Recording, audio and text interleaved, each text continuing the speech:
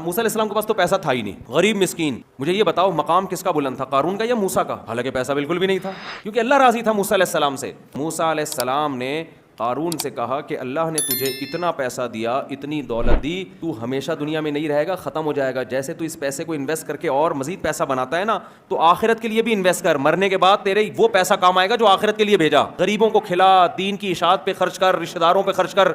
वबतगी फीमा आताक अल्लाहु अद्दार अल आखिरा, जो दौलत अल्लाह ने तुझे दी है उससे आखिरत की भी फिक्र कर। एक हुक्म मूसा अलैहिस्सलाम ने ये दिया।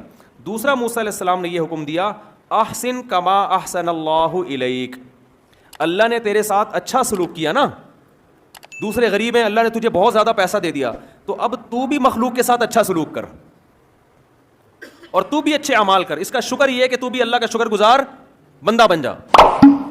दौलत दी है तो नमाज ज्यादा पढ़, रोजे ज्यादा रख, गरीबों को ज्यादा खिला, इबादत ज्यादा कर तू दूसरों से।